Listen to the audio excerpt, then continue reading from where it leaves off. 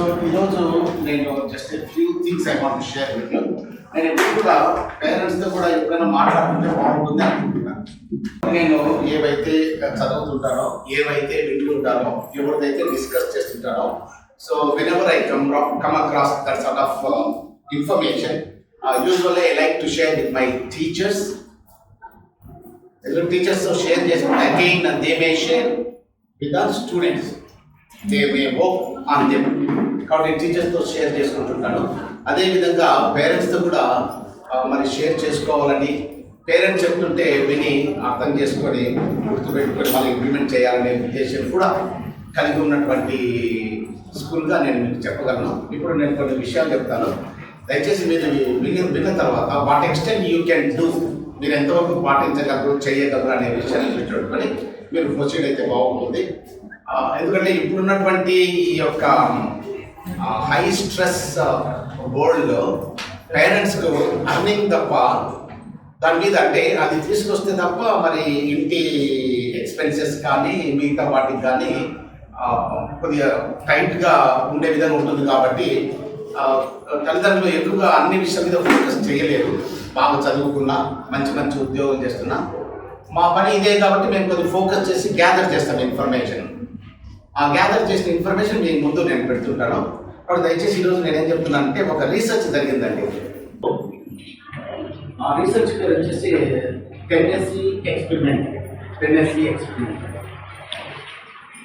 చెట్టి అనే ఒక వ్యక్తి, CHETY అనే వ్యక్తి ఏం చేశారంటే, సర్ప్రైజ్గా ఒక విషయాన్ని గమనించారు. ఏం గమనించారంటే, కొంతమంది జాబ్ హోల్డర్స్ గమనించినప్పుడు వాళ్ళ శాలరీ మిగతా వాళ్ళకి చాలా ఎక్కువ ఉంది. అంటే శాలరీ ఇన్కమ్ చాలా ఎక్కువ ఉన్నప్పుడు ఎందుకు వీళ్ళ శాలరీ ఇన్కమ్ ఎక్కువ ఉందని మనం రీసెర్చ్ చేసినప్పుడు ఆయన తెలిసిన విషయం ఏంటంటే, ప్రీ ప్రైమరీ టీచర్స్ వాళ్ళ అర్లియర్ ఎడ్యుకేషన్లో, కిండర్ గార్టెన్ ఎడ్యుకేషన్లో, అంటే ప్రీ ప్రైమరీ ఎడ్యుకేషన్లో టీచర్స్ ఎఫెక్టివ్గా ఇంటరాక్ట్ అయినట్లయితే, ఎఫెక్టివ్ టీచర్స్ ఉన్నట్లయితే, అటువంటి టీచర్ యొక్క పిల్లలు పెద్దగైన తర్వాత వాళ్ళ శాలరీ ఇన్కమ్ చాలా ఎక్కువగా ఉందంట. ఎంత ఎక్కువ ఉందో ఆయన క్యాల్కులేట్ చేసి చెప్పాడు. ఎంత ఎక్కువ అవుతుందంటే, వాళ్ళ లైఫ్ టైంలో 3 కోట్ల రూపాయలు అదనంగా మిగతా వాళ్ళకి సంపాదిస్తున్నారు. 3 కోట్ల కంటే అదనంగా వాళ్ళ లైఫ్ టైంలో ఎక్స్ట్రా ఇన్కమ్ సంపాదిస్తున్నారు. మరి ఎఫెక్టివ్ టీచర్స్ అంటే ఏంటి? ఎఫెక్టివ్ టీచర్స్ అంటే వాళ్ళు కొంచెం మనకు తెలిసిన పాజిటివ్ థింకింగ్ అంటారు, కొంత పాజిబిలిటీ థింకింగ్ అంటాం, కొంత ప్రోయాక్టివ్గా బిహేవ్ చేయాలంటాం.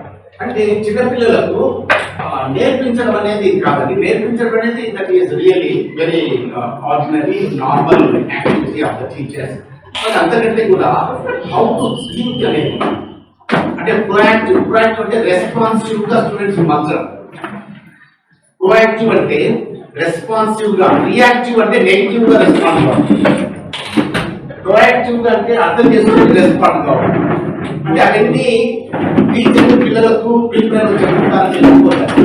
వాళ్ళ బిహేవియర్ ద్వారా, వాళ్ళ ఇంటరాక్షన్ ద్వారా, వాళ్ళ టీచింగ్ చేసే పద్ధతి ద్వారా, ఆ యాటిట్యూడ్ లో ఆ విధమైన బిహేవియర్ రావడం వల్ల సైలెంట్ గా in a subtle way children they receive this wisdom. పిల్లలు ఈ విజ్డమ్ రిసీవ్ చేసుకుంటారు. అంటే టీచర్స్ కొంచెం ఎక్స్పీరియన్స్ గా ఉన్న వాళ్ళు, తర్వాత పాజిటివ్ థింకింగ్ తెలిసిన వాళ్ళు, పాసిబిలిటీ థింకింగ్ తెలిసిన వాళ్ళు, తర్వాత సొసైటీ గురించి తెలిసిన వాళ్ళు, ఏది డెవలప్మెంట్ కాదు అని తెలిసిన వాళ్ళు, ఒక బుక్సే కాకుండా సొసైటీని చదివిన వాళ్ళు, మంచి మంచి మీటింగ్స్ అటెండ్ అయిన వాళ్ళు, వాళ్ళ ఇంటరాక్షన్ లో వాళ్ళ బిహేవియర్ ద్వారా పిల్లలకు చెప్పేటప్పుడు ఈ ఎలిమెంట్స్ అనేటివి వస్తుంటాయి. ఏంటివి వస్తుంటాయి? ప్రోయాక్టివ్ అనేది, ప్రో సోషల్ అంటే ఏంటంటే getting along with other students. కొంతమంది పిల్లలు మరి మనము సోషల్ రిలేషన్స్ అంటాం, హ్యూమన్ రిలేషన్స్ అంటాం. అంటే మన రిలేషన్స్ మిగతా వాళ్ళతో ఎలా ఉన్నాయి. కాబట్టి ప్రో సోషల్గా పిల్లవాడు తయారవుతున్నారా? ప్రోయాక్టివ్ అంటే రెస్పాన్సిబుల్గా ఉన్నారా? ప్రో సోషల్ అంటే మిగతా getting along with other students. ఆ విధంగా పిల్లలు తయారవుతున్నారా? కొంత డిసిప్లిన్ ఉందా? డిటర్మినేషన్ అనేది పిల్లలకు తెలుసు. డిటర్మినేషన్ అంటే అబ్స్టికల్స్, ఏమైనా హిండ్రెన్సెస్, స్టంబ్లింగ్ బ్లాక్స్ ఎదురైనా కూడా వాళ్ళని పరిష్కరించడానికి ముందుకు పోయే యాటిట్యూడ్లో ఒక డిటర్మిన్డ్ మైండ్, డిటర్మినేషన్ పిల్లల్లో ఉంటాయి. డిసిప్లిన్ గురించి నేను చాలా చెప్తుంటాను. అంటే ఎగ్జాక్ట్గా మనం ఏదన్నా చేయాలనుకున్న సమయంలో చేసే పద్ధతిలో చేసే రీతిలో చేయడమే డిసిప్లిన్.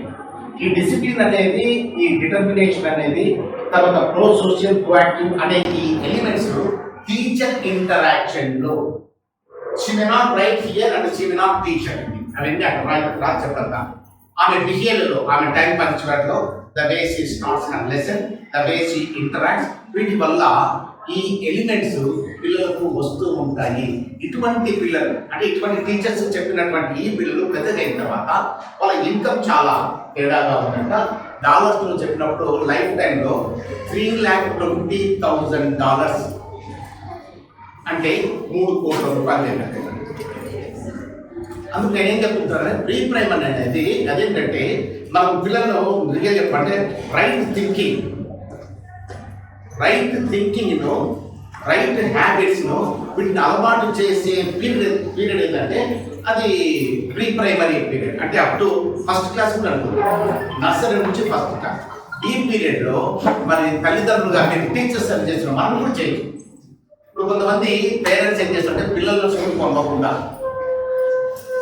పిల్లలు ఇంటి దగ్గరే చదివిస్తూ టాప్ లెవెల్ పిల్లలుగా తీర్చిదిద్దినటువంటి ఎగ్జాంపుల్స్ చాలా ఉన్నాయి. నేను చాలాసార్లు చెప్పింటాను కూడా.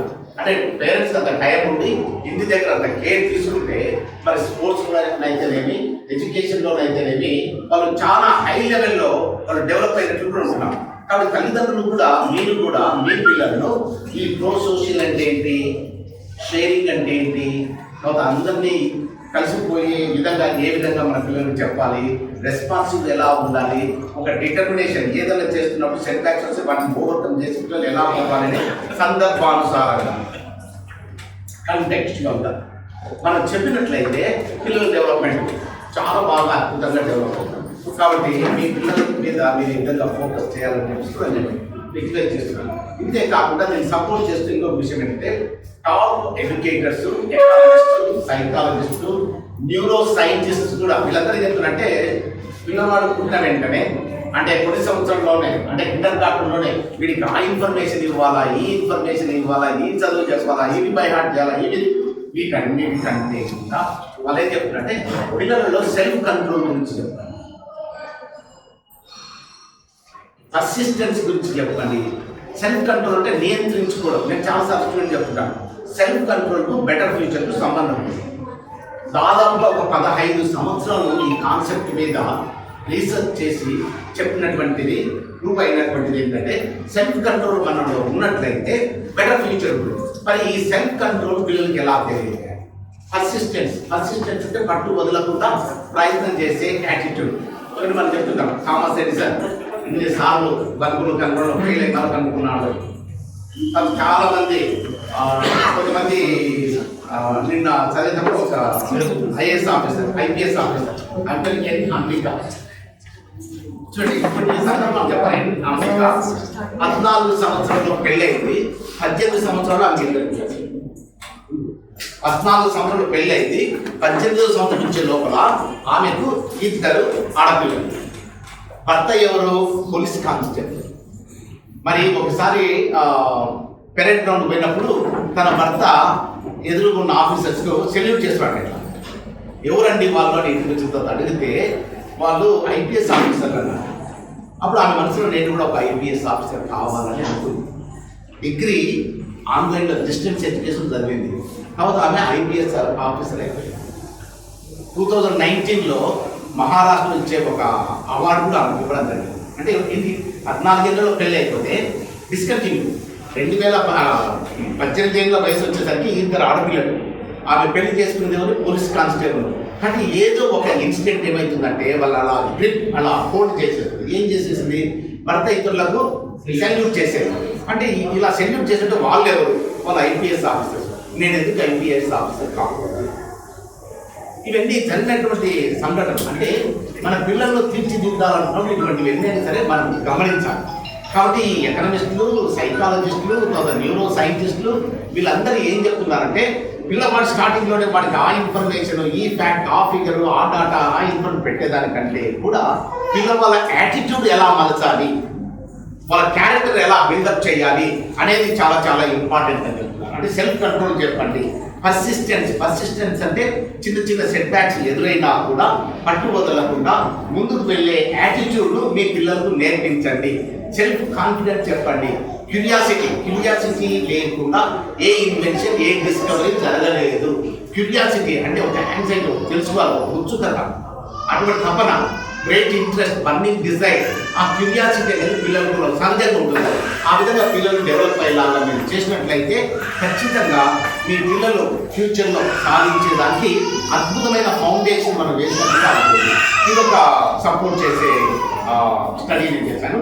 ఇంకొక విషయం ఏంటంటే, ఇంతకుముందు మీకు పేరెంట్స్కి చెప్పి ఉంటాను, చూసి పిల్లలు 3 సంవత్సరాల వయసు వచ్చేసరికి కొంచెము హై ఇన్కమ్ గ్రూప్ పేరెంట్స్ వాళ్ళ పిల్లలు 3 సంవత్సరాలు వచ్చేసరికి 3 కోట్ల పదాలు మాట్లాడుతున్నారు. 3 సంవత్సరాల వయసు వచ్చేసరికి హై ఇన్కమ్ గ్రూప్ పేరెంట్స్ తమ పిల్లలతో 30 మిలియన్ వర్డ్స్, అంటే 3 కోట్ల పదాలు, అంటే 3 కోట్ల డిఫరెంట్ వర్డ్స్ అని నేను అనుకోవడం లేదు. చెప్పిన పదమే మరలా, అంటే పదాలు అనేది డిఫరెంట్ షేడ్స్ ఆఫ్ మీనింగ్ ఉన్నాయి. ఒక కంటెక్ట్లో ఆ పదం ఒక మీనింగ్ వస్తే ఇంకొక కంటెక్ట్ ఇంకొక మీనింగ్ వస్తుంది. కాబట్టి 30 మిలియన్ వర్డ్స్ 3 సంవత్సరాలు వచ్చేసరికి వాళ్ళ పిల్లలతో మాట్లాడుతున్నారు. ఎవరు? High income group parents. లో ఇన్కమ్ గ్రూప్ పేరెంట్స్ వచ్చేసి 10 మిలియన్ వర్డ్స్ మాట్లాడుతున్నారు. లో ఇన్కమ్ గ్రూప్ పేరెంట్స్ 10 మిలియన్ అంటే 1 crore వర్డ్స్ వాళ్ళు మాట్లాడుతున్నారు. దీనివల్ల ఏమైపోయిందంటే చాలా సోషల్గా, అకాడమిక్గా, మరి ఈ 3 కోట్ల పదాలకు ఎక్స్పోజ్ అయిన పిల్లల యొక్క డెవలప్మెంట్ చాలా బాగుంది. మరి 10 మిలియన్స్ అంటే 1 crore వర్డ్స్కు ఎక్స్పోజ్ అయిన వాళ్ళ పిల్లల డెవలప్మెంట్ సోషల్గా తీసుకున్నా, అకాడమిక్గా చూసుకున్నా కూడా చాలా తక్కువ ఉందని తెలిసింది అనమాట. ఒక ఆమె బెట్టి హార్ట్ అని చెప్పేసి ఆమె ఏం చేసిందంటే, వొకాబులరీకి సోషల్ ఇన్ఈక్వాలిటీకి ఏమైనా సంబంధం ఉందా అని స్టడీ చేసినారు. వొకాబులరీ అంటే నేర్చుకునే పదాలు, మనకు తెలిసిన పదాలు, మనకి ఎన్ని పదాలు తెలుసు, ఎన్ని వర్డ్స్ తెలుసు, వీటికి సోషల్ ఇన్ఈక్వాలిటీ అంటే మంచి ఉద్యోగం రావడము, మంచి గుర్తింపు ఉండడము, తర్వాత ఒక హై లెవెల్ రికగ్నిషన్ రావడము, ఇది అంటే వొకాబులరీకి సోషల్ ఇన్ఈక్వాలిటీకి ఏమైనా సంబంధం ఉందా అని రీసెర్చ్ చేసింది. కాబట్టి ఈ బెట్టి హార్ట్ అనే ఆమె, తర్వాత టాడ్ రిస్లీ అనే వ్యక్తి, వీళ్ళిద్దరు ఏం చెప్తున్నారంటే, మీ పిల్లలకు లాంగ్వేజ్ స్కిల్స్ నేర్పించండి. నేను నిన్న కూడా మా టీచర్తో మాట్లాడాను. నేనేం చేశాను, కొంతమంది టీచర్స్ పిలిచి మీరు సైలెంట్గా అబ్జర్వ్ చేయండి, ఎంతమంది పిల్లలు మన స్కూల్లో ఇంగ్లీష్లో మాట్లాడుతున్నారు, టీచర్స్ ఇంగ్లీష్లో మాట్లాడుతున్నారు, మీరు వాళ్ళకు తెలియజేయకండి, చెప్పొద్దండి, మీరు సైలెంట్గా జస్ట్ అబ్జర్వ్, 2 రోజులు అబ్జర్వ్ చేయండి. 2 రోజులు అబ్జర్వ్ చేసిన తర్వాత నేను మళ్ళీ మిమ్మల్ని అడిగితే మీరు ఆన్సర్ చెప్పండి అంటే, ఆ టీచర్స్ 2 రోజులు అబ్జర్వ్ చేసిన తర్వాత నాకు ఏం చెప్పారంటే, sir students we have observe students are speaking in English, అయితే మదర్ టంగ్ ఇంపాక్ట్ కనపడుతుంది, తర్వాత కొన్ని గ్రామటికల్ మిస్టేక్స్ కనపడుతున్నాయి. రెండవది టీచర్స్ చెప్పండి, టీచర్స్ కూడా మాట్లాడుతున్నారు సార్, ఒకరు ఇద్దరు టీచర్స్, వాళ్ళు లాంగ్వేజ్ టీచర్స్, తెలుగు, హిందీ, వాళ్ళు దాన్ని మాట్లాడుతున్నారు, అప్పుడప్పుడు తెలుగు మాట్లాడుతూ తప్ప ఇంగ్లీష్లో మాట్లాడుతున్నారు అని అన్న తర్వాత నేనేం చెప్పాలి వాళ్ళకు? ఓకే, వెరీ గుడ్, మన స్టూడెంట్స్ అందరూ ఇంగ్లీష్లో మాట్లాడుతున్నారు, మన టీచర్స్ నేర్పినాడు. ఒకవేళ 2 లెవెల్స్ ఉన్నాయనుకుంటే, ఫస్ట్ లెవెల్ మనం అచీవ్ అయ్యాం, కానీ సెకండ్ లెవెల్ మనం పోలేదు. సెకండ్ లెవెల్ ఏంటంటే వొకాబులరీ అనేది బాగా వస్తూ ఉంటాం. నేను ఈ విషయం మీద మీకు ఎన్నోసార్లు చెప్పాను, టీచర్స్తో చెప్పాను, నేను మీకు చాలాసార్లు చెప్పాను. లెసన్లో ఉన్న ప్రతి వర్డ్కి మీనింగ్ తెలిసేలాగా మీరు టీచ్ చేస్తున్నారా? వొకాబులరీ ఎక్కువ ఉందనుకోండి, మీరు ఏ విధంగా టీచ్ చేసినా అర్థమవుతుంది కాబట్టి మరలా చెప్పేదానికి కావాల్సిన వొకాబులరీ పదాలు ఉంటాయి, వాళ్ళు మళ్ళీ కూడా చెప్పగలరు. కాబట్టి వొకాబులరీ మీద మీరు ఫోకస్ బాగా చేశారా? వొకాబులరీ ఎన్రిచ్మెంట్ టెస్ట్ అని పెట్టండి, వొకాబులరీ బాగా రావాలి, ఇది ఒకటి. రెండవది ఇంగ్లీష్ గ్రామర్ అనేది టీచర్స్గా మీకు ఎంతవరకు అవగాహన ఉంది? టీచర్స్ మాట్లాడుతున్నారంటే చాలా హిడోనో అంటారు, హిడోనో అనకూడదు, ఈ డజన్లో అనాలని మనకు తెలియదు. ఆ బేసిక్ ప్రిన్సిపల్స్ ఉంటాయి, ఆ బేసిక్ ప్రిన్సిపల్స్ మీద మరి టీచర్స్కి అవగాహన ఉండాలి. పెద్ద లేకపోయినా కూడా హీ హ్యాస్ అనాలి, హీ హ్యావ్ అనకూడదు, షీ హ్యాస్ అనాలి, షీ హ్యావ్ అనకూడదు, ఐ హ్యాజ్ అనకూడదు, ఐ హ్యావ్ అనాలి. షీ డజంట్, హీ డజంట్ అనే పదాలు ఉండాలి, అంతేగాని హీ డోంట్ నో అనకూడదు అనే పదం చిన్న లేదు. వీటి మీద కొన్నిసార్లు తెలిసినా కూడా మనం తప్పు చేస్తాం. ఎందుకంటే కండిషన్ కాలేదు, అంటే హ్యాబిచువేట్ కాలేదు, అంటే హండ్రెడ్స్ థౌజండ్స్ ఆఫ్ టైమ్స్ మనం రిపీట్ చేస్తే తప్ప అవి అన్కాన్షియస్గా కండిషన్ కావు. కాబట్టి మీరు ఎంతవరకు ఉన్నారు, మీ గ్రామర్ చెక్ చేసుకోండి. వన్ ఆఫ్ మై ఫ్రెండ్ అంటే తప్పు, వన్ ఆఫ్ మై ఫ్రెండ్స్ అంటున్నారా అని టీచర్స్కి ఏం చేశారంటే గ్రామర్ మీద ముందు మీరు సెట్ చేసుకుని తర్వాత పిల్లలకు స్లోగా వాళ్ళకి అర్థమవుతాడుగా అప్పుడే. తర్వాత పిల్లలు కాన్షియస్గా మాట్లాడుతుంటారు, అన్కాన్షియస్గా, ఆటోమేటిక్గా, హ్యాబిచువల్గా, వెరీ క్యాజువల్గా ఇంగ్లీష్ మాట్లాడాలంటే అటువంటి ఆపర్చునిటీ మనం కలిగించాలి. అటువంటి ఆపర్చునిటీ కలిగించే ప్లేసెస్, టైం అవన్నీ నేను ఒకసారి తెలియజేయాలి.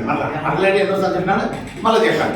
కాబట్టి ఆ విధంగా చేస్తే పిల్లలకు లాంగ్వేజ్ ఎక్స్పోజర్ ఉంటుంది. కాబట్టి వెరీ గుడ్ లాంగ్వేజ్ స్కిల్స్ ఉన్నట్లయితే భవిష్యత్తు కూడా చాలా అద్భుతంగా ఉండే అవకాశం. చూడండి, ఒక రీసెర్చ్ చేసినాము. ఏం రీసెర్చ్ చేసింది? వొకాబులరీకి సోషల్ ఇన్ఈక్వాలిటీకి సంబంధం ఉందా అని. మంచి వొకాబులరీ ఉంటే మంచి లైఫ్, మంచి వొకాబులరీ లేకపోతే తక్కువ వొకాబులరీ ఆర్డర్ లైఫ్. కాబట్టి ఈ విషయం తెలుసుకొని మరి టీచర్స్ కూడా ఈ విషయం మీద నేను వాళ్ళకి అవగాహన కలిగించడం కూడా చేయడం. ఇంక తర్వాత ఉన్నటువంటి రోజులలో మీరు కొన్ని విషయాలు చెప్పాలి. పిల్లలు ఎప్పుడు కూడా చూడండి, ఇప్పుడు పేరెంట్స్ ఏమంటారంటే ఇంటికి పోయిన తర్వాత సార్ మళ్ళీ మేము ట్యూషన్ పంపిస్తాము. నేను చాలాసార్లు ఇంటికి పోయిన తర్వాత ట్యూషన్ పంపించానండి. అంటే పిల్లలకు ఫ్రీ ప్లే అనేది పోయిందండి. ఫ్రీ ప్లే అంటే వాళ్ళకి ఇష్టం వచ్చినట్లు గెంతడము, ఆడడము, వెరీ క్యాజువల్గా, యాక్టివ్గా, డైనమిక్గా మిగతా పిల్లలతో, మిగతా ఏజ్ గ్రూప్ అంటే పిల్లవాడు దాదాపు 10 years ఏజ్ గ్రూప్ డిఫరెన్స్ ఉన్న అటువంటి వాళ్ళతో కలిసిమెలిసి తిరిగి ఆడుకుంటూ ఆ విధంగా చేస్తున్నాం. This is called free play. మనం క్రికెట్ అంటే ఫ్రీ ప్లే కాదు, అది స్ట్రక్చర్డ్ ప్లే అన్నమాట. ఈ ఫ్రీ ప్లే అనేది మరి పిల్లవాళ్ళలో ఉందా? ఫ్రీ ప్లే అనేది ఏంటంటే ప్లే అనేది ఆల్ మమ్మల్స్ అంట. మమ్మల్స్ అంటే పాలు ఇచ్చే జీవరాశులు అని ర్యాట్స్ మీద పరిశోధన చేస్తారు, మంకీస్ మీద పరిశోధన చేస్తారు, మమ్మల్స్ మీద పరిశోధన చేస్తారు. వీటన్నిటి మీద పరిశోధన చేసేసి ప్లే అనేది చాలా అవసరమైనది. Mammals need play, they want to play, they need play. ఆ ప్లే అనేది మనము ఎంతవరకు మనం కలగజేస్తున్నాము అనేది బాగా డ్రాస్టిక్గా తగ్గిపోయింది. ఎందుకు తగ్గిపోయిందంటే because of social media, because of Instagram, YouTube, online algorithm అభివృద్ధి చేసేసి. సో ఒక విధంగా రీసెర్చ్ ఏంటంటే 1990 వరకు విద్యార్థులు అడిగినప్పుడు ఎట్లా ఉండేది, మీరు ఎలా కలిసి అంటే మేము డైలీ మా ఫ్రెండ్స్తో కలుస్తున్నామని చెప్పేవాళ్ళం. 1990 వరకు మేము డైలీ మా ఫ్రెండ్స్తో కలుస్తున్నాము. తర్వాత ఏమైందంటే డైలీ కలవడం లేదు. మీరు గమనించినట్లయితే 2010లో మన సోషల్ మీడియా అనేది that is the main culprit. మీ పిల్లలు కంప్లీట్గా ఇబ్బంది పెట్టేది, నాశనం చేసేది సోషల్ మీడియా. ఇప్పుడు చూడండి, బిల్ గేట్స్ ఏమంటున్నాడు, 14 ఏళ్ళ వరకు మా పిల్లలు నేను మొబైల్ ఇవ్వలేదు అన్నాడు. ఎవరండి రిచెస్ట్ పర్సన్, అన్ని తెలిసినటువంటి వ్యక్తి, ఫ్యూచర్లో నా పిల్లలు ఎలా ఉండాలో ఊహించుకోగలిగినటువంటి వ్యక్తి. అంటే 14 years వరకు కూడా నేను మా పిల్లలకు మొబైల్ ఇవ్వలేదు. 16 సంవత్సరాలు వచ్చేంత వరకు కూడా సోషల్ మీడియా వాటిని చూసే విధంగా నేను చేయలేదు. మరి ఆస్ట్రేలియా అదే అన్నారు, 16 ఏళ్ళు వచ్చేంత వరకు కూడా social media ban. Spain social media ban. England social media లేకపోవాలంటే 16 ఏళ్ళ తర్వాత పేరెంట్స్ అనుమతి కావాలి. పేరెంట్స్ అనుమతి మన దగ్గర కూడా ఉంటాం. మనకేంటంటే మన రూల్స్ రెగ్యులేషన్ పాటించమండి.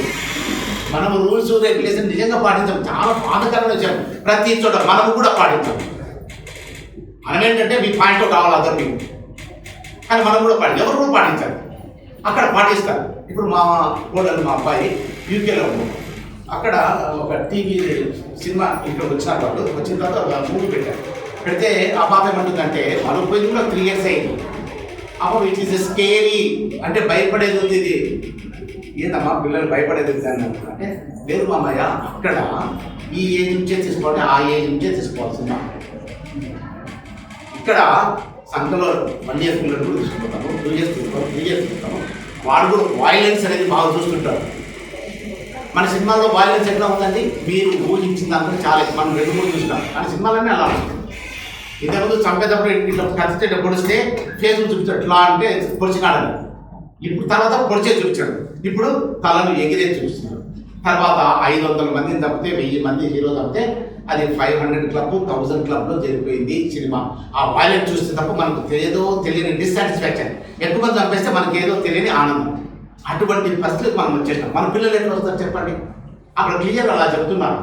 నాకు చాలా ఆశ్చర్యం. అంటే ఎటువంటి పరిస్థితి పంపరమ్మని, ఎటువంటి పరిస్థితులు అలో చేయగలరు. మనం పోమంటున్నారు ఆ టయానికి ఆ ఏజ్ ఉంటేనే సినిమాలకి అలో చేస్తారు, లేదంటే లేదు. అంటే రూల్స్ రెగ్యులర్ మనకు ఉంటాయి, అవి పేపర్ మీద ఉంటాయి, కానీ మనం పాటించాం. అక్కడైతే ఖచ్చితంగా పాటిస్తాం. ఈ సోషల్ మీడియా ఎలా ఉందంటే మీకు ఈ మధ్యకాలంలో తెలిసిన విషయం, నేపాల్లో ప్రభుత్వం మార్పు తెలిసి కదా చాలా. నేపాల్లో ఎవరు మార్చారు?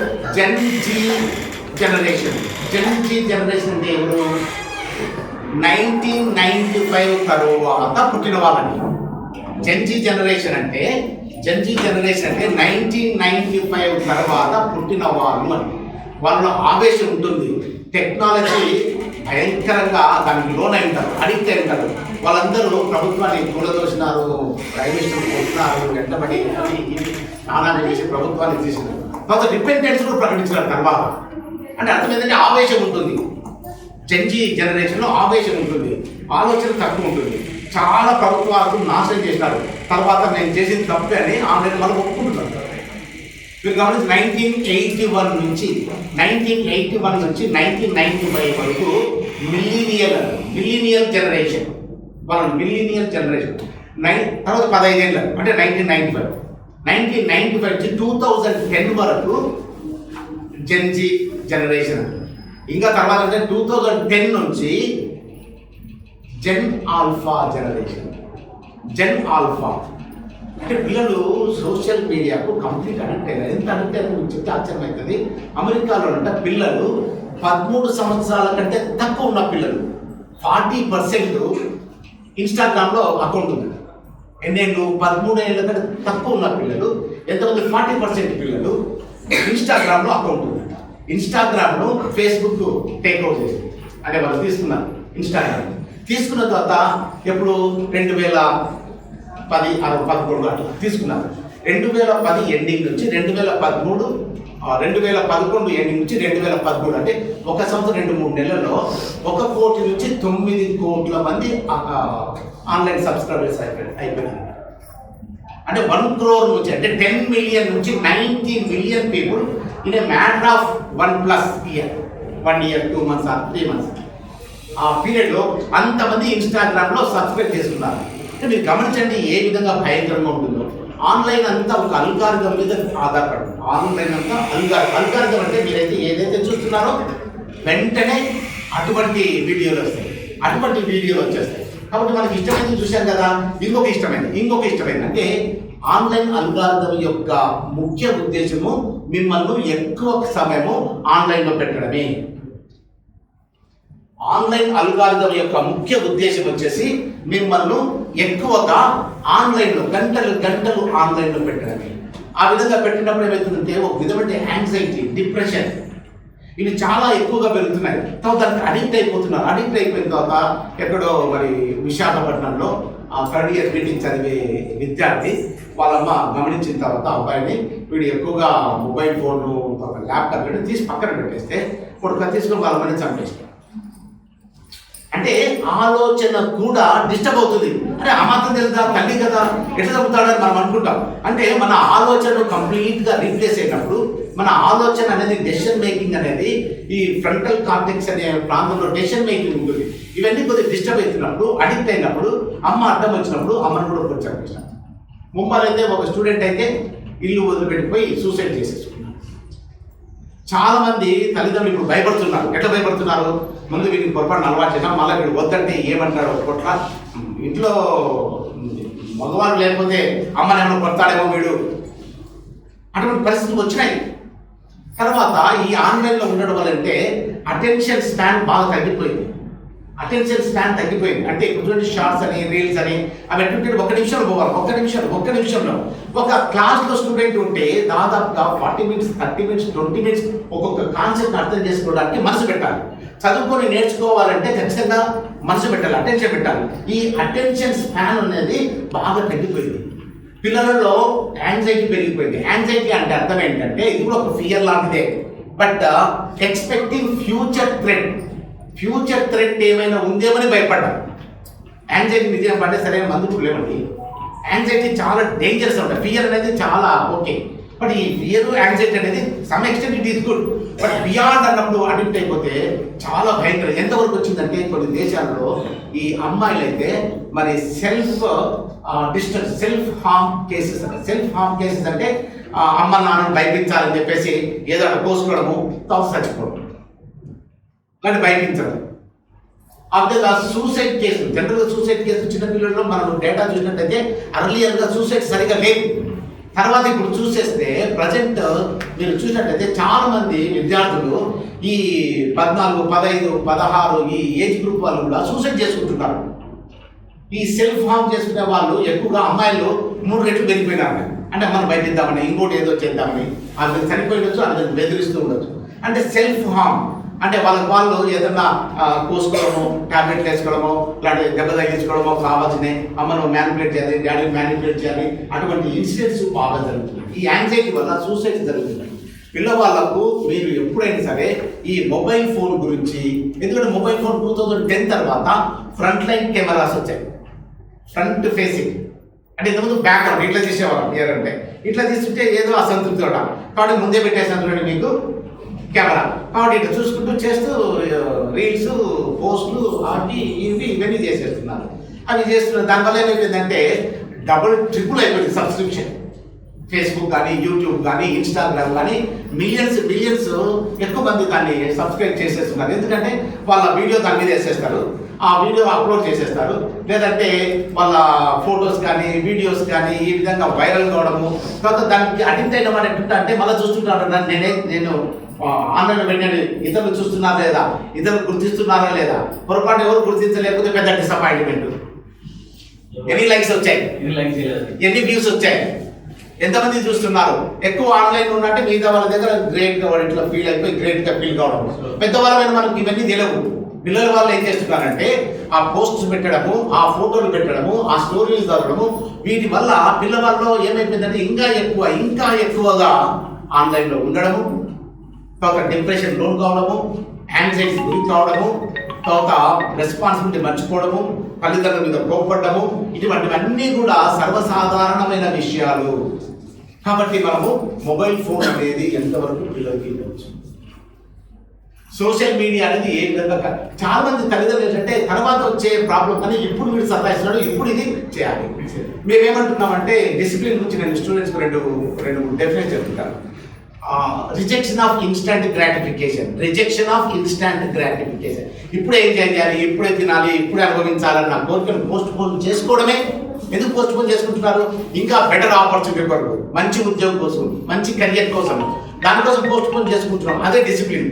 ఇక్కడ ఏం చేస్తామంటే మనం ఏం చేస్తామంటే ఇప్పుడు పిల్లలు ఏడుస్తున్నాడు, ఇప్పుడు వాడు ఆ ఏడుపు మానితే తప్ప నాకు తలనొప్పి కాలేదు, వాడు ఏడుపు వాడాలి కాబట్టి ట్యాబ్ ఇచ్చేసి, అంటే మొబైల్ వచ్చేసి వాడికి ఏమన్నా చూసుకొని వాళ్ళ పిల్లలు కూడా అన్నీ చూసుకుంటారు.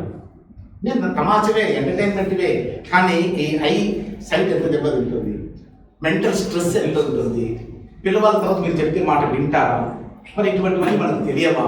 మనకు తెలిసినప్పుడు ఏంటంటే వీ హ్యావ్ బీన్ వైర్డ్ అంటే కంప్లీట్ దానికి ఇది అయిపోయింది.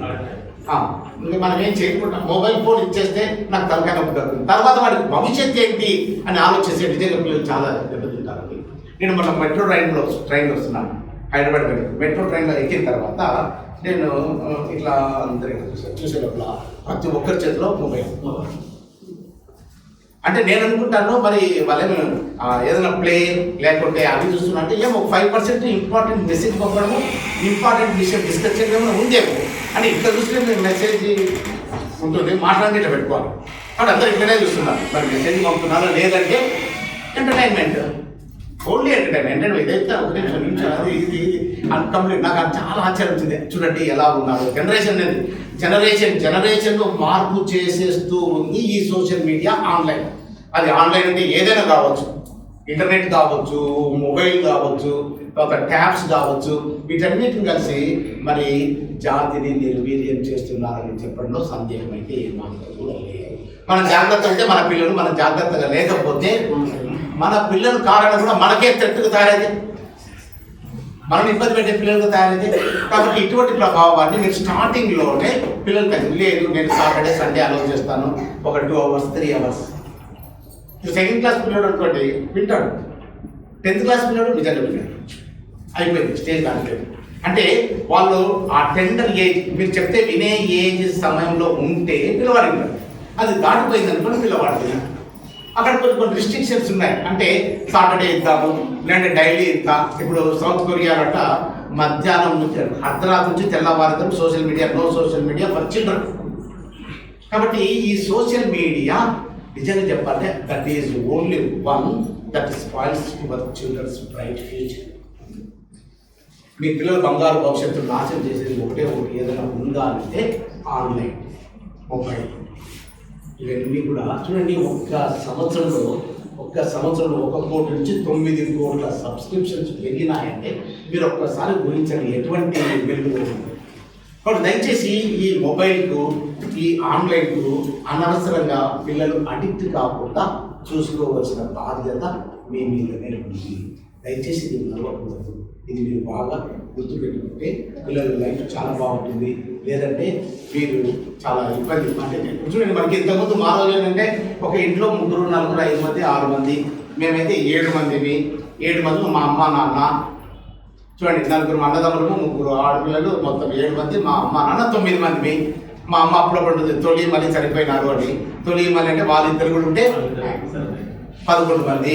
నా వారి అయితే 16, 18 అనంట. అంటే అప్పుడు అట్లా.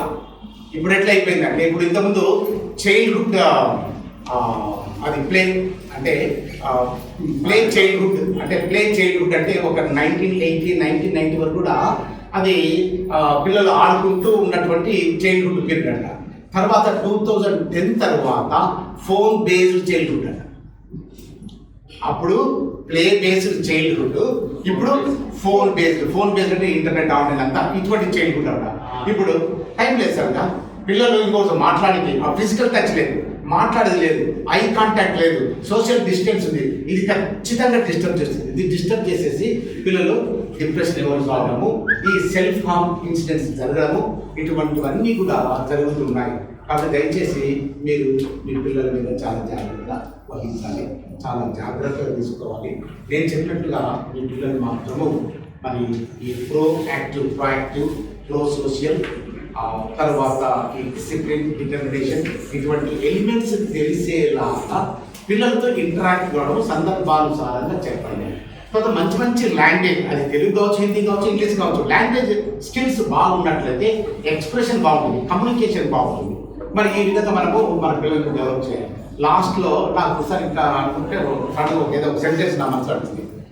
Spending together is bonding together, spending together is bonding together అని ఆన్లైన్లో కొడితే ఎన్ని ఇన్ఫర్మేషన్ కానీ. అంటే స్పెండింగ్ టుగెదర్ అంటే మనము మన పిల్లలతో కాస్త టైం పెట్టడం, దానివల్ల బాండింగ్ టుగెదర్ అంటే ఒక మనమే అని ఒక క్లోజ్ గ్రూప్గా తయారైంది.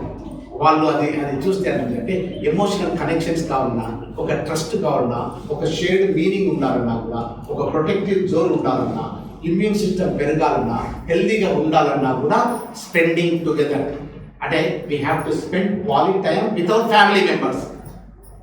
ఇప్పుడు నాకు ధీరుభాయ్ అంబానీ ఆయన జీవిత చరిత్ర చదివేటప్పుడు ఆయన ఏం రాశాడంటే, నేను వీక్లీలో ఒకరోజు మాత్రము నా పిల్లలను సిటీ బస్సులో కూర్చోబెట్టుకొని ముంబై వీధుల్లో తిరిగేవాడిని, అవి ఇవి చూపించేవాడిని.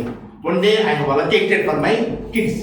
నా పిల్లలు వన్ డే అంటే వారంలో ఒకరోజు నా పిల్లల కొరకు. ఇప్పుడు తల్లిదండ్రులుగా మనం ఏంటంటే నిజమంటే ఒకసారి ఇమ్మొబలైజేషన్ అంటే ఏం చేయాలో తెలుసు కానీ చెయ్యము, ఏం చేయాలో తెలిసి ఉంటుంది. ఆ చేయడానికి కావాలని ప్రేరణ, మోటివేషన్, ఆ ఫీల్, ఆ సర్కమ్స్టెన్స్ అనుకూలంగా లేకపోవడం వల్ల అవి చేయకూడదు. అటువంటి పరిస్థితులు చాలా మంది. కాబట్టి spending together is bonding together. అంటే మీరు మీ పిల్లలతో టైం గడపడము, టైం పెట్టడము, జడ్జిమెంట్ చేయకుండా పిల్లలతో ఆహ్లాదంగా తమాషగా ఆడుతూ నవ్వుతూ మీరు టైం ఆ విధంగా అలొకేట్ చేసుకొని పెట్టినట్లయితే పిల్లలు ఏం చేస్తారంటే ఒక ఎమోషనల్ కనెక్టివిటీ అనేది వస్తుంది.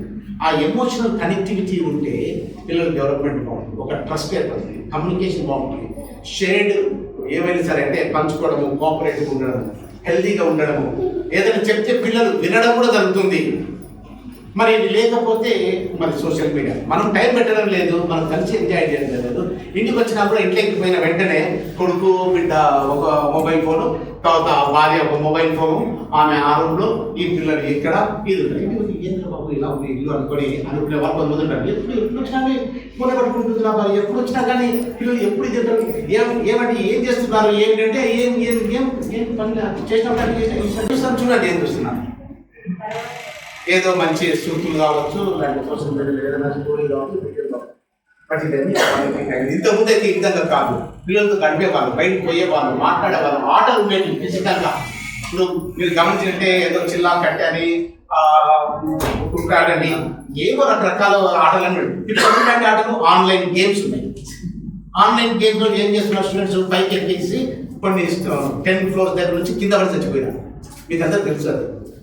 ఆ గేమ్స్ అనేది వెంటనే దాని మీద కొన్ని రిస్ట్రిక్ట్స్ పెట్టడం అన్ని కంట్రోల్ చేయగలరు. ఇటువంటి పరిస్థితులు ఉన్నాయి కాబట్టి నా సిన్సియర్ రిక్వెస్ట్ అంటే please spend your valuable time with your family. అప్పుడు ఏం పెట్టుకోగలరు. నాకు ఒక ఆయన శ్రీరామ్ ఫైనాన్స్లో ఒక మేనేజర్ తెలుసు. ఆయన చెప్తున్నాడు, సార్ మేము 6 days అసలు మేము భార్య పిల్లలు ఫ్యామిలీ మొత్తం మర్చిపోయి వర్క్ చేస్తాం సార్, కానీ ఒకరోజు మాత్రం కంప్లీట్ నా ఫ్యామిలీకి నేను పెట్టేస్తాను, 1 day మాత్రం కంప్లీట్ నా ఫ్యామిలీకి పెట్టేస్తాను సార్.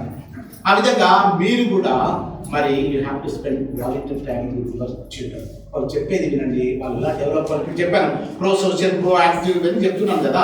అటువంటి డెవలప్ అయ్యేలాగా, లాంగ్వేజ్ స్కిల్స్ డెవలప్ అయ్యేలాగా, పిల్లవాళ్ళలో ఆ సెల్ఫ్ కంట్రోల్ డెవలప్ అంటే అటువంటి ఎగ్జామ్స్ అటువంటి చెప్పాలి. ఇప్పుడు చూడండి, నిన్న మా కూడా చెప్తుంది, అక్కడ యూకేలో మామూలుగా స్కూల్లో చదువుతూ గ్రామర్ స్కూల్కి వెళ్ళాలంటే ఎంట్రన్స్ ఇస్తారు. గ్రామర్ స్కూల్కి వెళ్ళాలంటే ఎంట్రన్స్ ఇస్తారు. మా అమ్మాయికి ఎంట్రన్స్ టెస్ట్ రాపి అని వాళ్ళు పాపం ప్రిపేర్ చేస్తారు. అది 180కి 120 దాటితే వచ్చే అవకాశం ఉంటుంది. మరి 120 దాటితే నిన్న నాకు ఫోన్ చేసి మా అబ్బాయి ఫ్రెండ్, డాడీ డిస్నీకి సీట్ వచ్చేసింది 143 వచ్చి 143 రావడం చాలా తక్కువ మంది స్టూడెంట్స్ ఉంటారు కదా. 143 స్కోర్ వచ్చేసింది. కాబట్టి వాళ్ళు మాకు లెటర్ పంపిన నాకు వాట్సాప్లో పెట్టినారు. ఏ గ్రామర్ స్కూల్ అయినా మీరు చూజ్ చేసుకుంటే మీ ప్రాంతంలో ఉన్న గ్రామర్ స్కూల్ ఏది చూజ్ చేసుకున్నా కానీ మీకు అక్కడ సీట్ అలాట్ చేస్తాము. నేను ఎట్లా మనకు నాకు ఏదైనా ఒకటి సాధించినారు, ఒకటి ఫెయిల్ అయ్యారు ఎందుకు అని నేను అడుగుతాను అనమాట. ఇప్పుడు ఈ అమ్మాయి చెప్పారు కదా, అంబిక IPS, ఆమె 4th టైం అంటే 3 times రాస్తే ఫెయిల్, రిజెక్టెడ్. 4th టైం వచ్చింది. నేను 4th టైం వచ్చిందంటే వాళ్ళు ఇంకా ఎక్కువ పట్టుదల ఉన్నట్టు. ఏం పట్టుదల ఉన్నట్టు, ఏ విధంగానైనా సరే అంటే 3 times అయిన తర్వాత భర్తకు కొంచెము ఎందుకు లేక ప్రయత్నం చేయడం ఆఫ్ చేసుకున్నాడు. 3 times అంటే అర్థం 3 years వేస్ట్ అండి. మరి 4వ సంవత్సరం అంటే అంత పట్టుదల, అంత కమిట్మెంట్, అంత సీరియస్గా నేను వర్కౌట్ చేస్తాను అంటే ఆ కాన్ఫిడెన్స్ పోగొట్టుకోకుండా ఉందంటే అది చాలా గ్రేట్. మా కూడా డైరెక్ట్గా ఏం చెప్తుందంటే అనుకునే ప్రతిరోజు ప్రాక్టీస్ చేయించాను, ఎవ్రీ డే నేను ప్రాక్టీస్ చేయించాను. తర్వాత మా అబ్బాయి అంటున్నాడు, డాడీ ఎవ్రీ మంత్ నేను 30,000 కట్టి కోచింగ్ ఇప్పించాను. టెస్ట్ ప్యాక్ ఉంటుంది 10,000, ఒక టెస్ట్ ప్యాక్ అంటే 10,000, దాదాపు 4.5 లక్షలు ఖర్చు అయింది. అయితే ఇవన్నీ డబ్బులు ఖర్చు పెట్టినది గ్రేట్ కాదు, కానీ ఎవ్రీడే నేను కూర్చోబెట్టుకొని ఎందుకు ఆ పాపలు అంతా ఇది చేస్తున్నావు నేను అనేవాడిని. కానీ ఆమె అలానే చేసింది. అంటే consistency is very very important. ఈరోజు పిల్లలు పెద్ద లెక్చర్స్ ఏంటి నువ్వు ఎప్పుడు చూసినా కానీ వచ్చిన వెంటనే ఆ మొబైల్ పట్టుకుంటాము, లేదా అవి చూస్తుంటా ఇవి చూస్తుంటే బాగా అరిచి చేసి సీరియస్ చాలా బాగా చెప్పిన తృప్తి పడిపోయి నెక్స్ట్ డే నుంచి 6 నెలల వరకు పట్టించుకో. ఏమవుతుంది, ఇట్ మే నాట్ వర్క్. లేదు ఈ రోజులు లేదు, ఇట్లా లేదు. సాటర్డే హాలిడే కదా, సో సాటర్డే ఈవినింగ్ లేదు సండే నువ్వు మొబైల్ ఫోన్ పట్టుకోవచ్చు. అప్పుడు ఎందుకు లేదని మనం కూడా అక్కడే ఉండి పిల్లవాడికి మంచిగా చెప్తూ ఆ అలవాటు తగ్గించే విధంగా మనం కృషి చేస్తే ఇట్ ఈస్ రియలీ వండర్ఫుల్. మనం చాలా మంచి మాటలు చెప్పాడు, చాలా బాగా చెప్పారు. నిజం మనం బాగా చెప్తుంది మనమే అనుకున్నాం, బాగా చాలా బాగా మాట్లాడిన మా పిల్లలు. అయితే అది ఎప్పుడో once in a blue moon అంటే 2 నెలలకో 3 నెలలకో 4 నెలలకో ఒకసారి చెప్పేస్తే ఉపయోగం ఉంటుందని ఏమీ ఉపయోగం ఉండదు.